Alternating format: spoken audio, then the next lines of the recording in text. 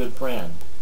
Very good friend. If he was alive today, I'd be far more wealthy than I am, just because of the help that he gave me, the understanding he gave me.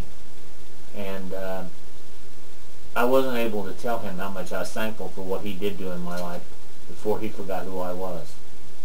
And I went to see him and he didn't even know who I was. And I couldn't express how much I loved him, how much I thanked him. He had a wealth.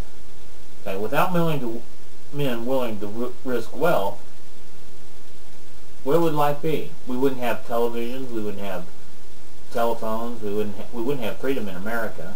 The original men who risked their wealth to cut themselves off from an overbearing country, that people don't realize how much was at stake, how many people just put down. George Washington risked his life. He would have been executed.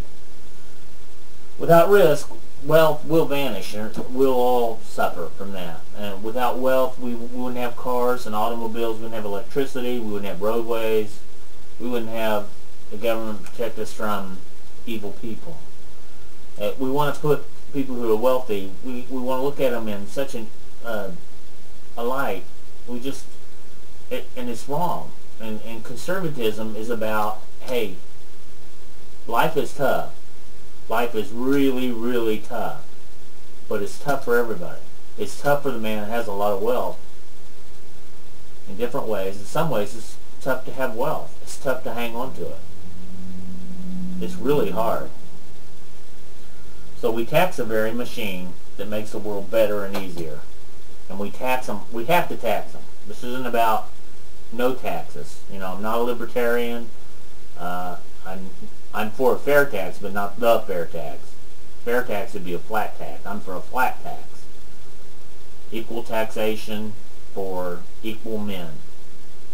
We all pay a percentage. Now, this kind of thing is something that takes a machine. Ronald Reagan achieved great things. He wasn't a machine. He was a man. By machine, I mean we need a House, a Senate, and a presidency with like minds. Tim D, no incumbents. This is about putting conservatives in every seat we can possibly put them in. And when a guy gets too much power and forgets where the roots of America lie, the roots of America lie in hardworking, honest, dependable people. And this is what conservatism is all about. And Ronald Reagan, and I've said this before, he said that these ideas of conservatism, he didn't make them up. It came from the wisdom and the time, the trials of man. And all men know this. Hard work is a necessity. And taxation is a necessary evil. I say it over and over and over again. We have to tax, but if we could, it would be better not to. It would be better not to tax, because if I build wealth someday, I already have a list that you cannot imagine how long it is of people that I would like to bless because they've blessed me. And they're not blessed people. Some of them are blessed with a heart of gold, though I don't mean that, but I mean, and they're probably blessed with stability in their life. But it's people just don't understand that wealth is not evil. And these guys that make $1 million payrolls, $1 million paychecks, they're amazing what they've accomplished, and they shouldn't be frowned upon.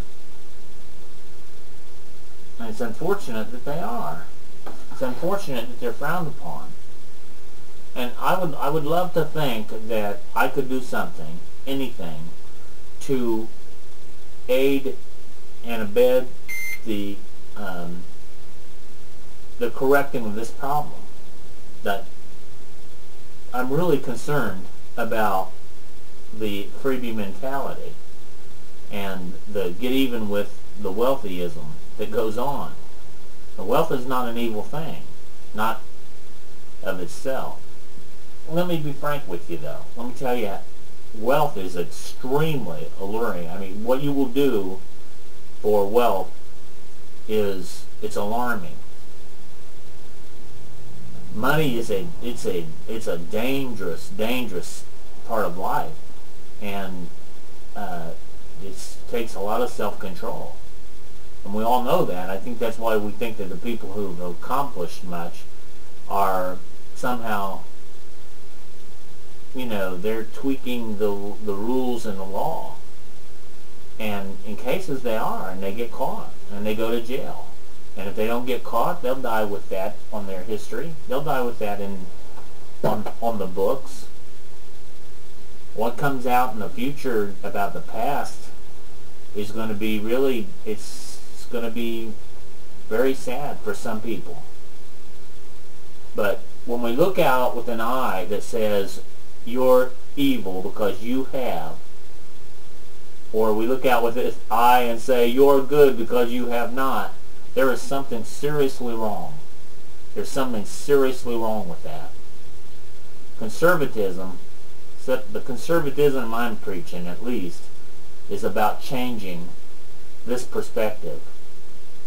Now, I tell a joke about a man coming into the bar, slamming his hand down and asking the bartender, he says, "Jackass, give me a beer." And of course, the patron to the next of him, he's kind of ticked off about the way he's talking to the bartender. Now, this goes on for 2 or 3 times. And the bartender just gives the guy a beer and pays no attention. Finally, this guy says to the bartender, says, "Why do you let him talk to you like that?" And he kind of flares up and says, "Hee-haw!